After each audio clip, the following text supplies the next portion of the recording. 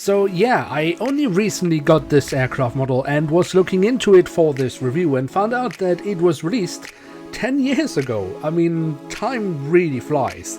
So I guess the question for this review is, does it still hold up in 2023? So let's find out after the drop.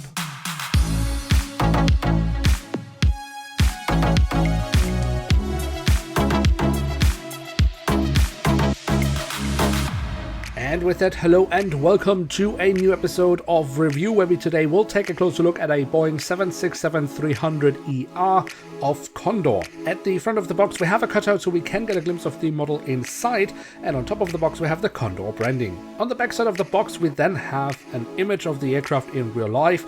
We are provided with the original dimensions of the aircraft and a little bit of a backstory about the livery. If you want to know more about that, then feel free to pause the video right here. But we will now jump into it and take a look at the aircraft model inside.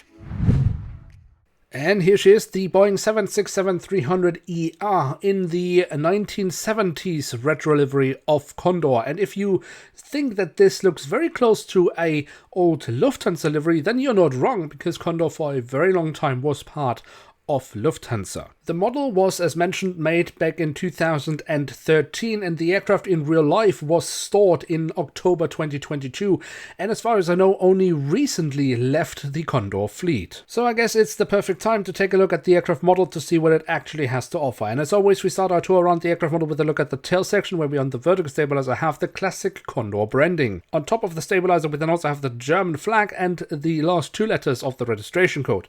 The aircraft type specification and full registration code we then find on the fuselage, and towards the very tail of the aircraft we also have a bit of detailing around the APU exhaust. If we then follow the dark blue cheat line all the way to the front of the aircraft, we can see here the writing of Condor, and we also have the Condor branding once more. But that's pretty much all the details we get here. So perhaps we find a little bit more detailing around the cockpit section. Well, here we find the cockpit windows with the window wipers and the very lovely classic look of the blacked out nose cone. The engine itself have been given the same grey metallic look as we find on the belly of the aircraft, have the silver leading edge printed on as well as the Condor branding, but that's all the prints we find here. The physical detailing, however, is rather convincing in my opinion, especially also here from the front, where we very nicely can see the engine fan blades. Then on the fuselage, just above the wings, we find the emergency exits have been printed on, which leads us straight to the wings, which we should also take a closer look at, starting off with the top side, where we can see the different flap slats and spoilers have been carved out rather nicely. We have some different shades of grey for additional detailing, and we can see the markings for the emergency exit. Also, the underside of the wings offers us a decent amount of physical detailing, and then of course the wings also have the lovely winglets with the Condor branding added, and also the classical Condor yellow. The landing gear itself, that is the standard landing gear that Herpa uses for all their 767 aircraft models in scale 500, which overall is totally fine because it actually looks pretty alright. The only thing I am missing are some printed details around the front landing gear. And then last but certainly not least, we do also have the doors to the cargo compartments, even though they almost disappear here in the grey metallic painting, but we do have them here at the back of the aircraft, and we do also find one here at the front of the aircraft. So there we have it, the Boeing 767-300ER in the 70s retro livery of Condor from Herpa Wings in scale 1 to 500. And what can we say about this aircraft model?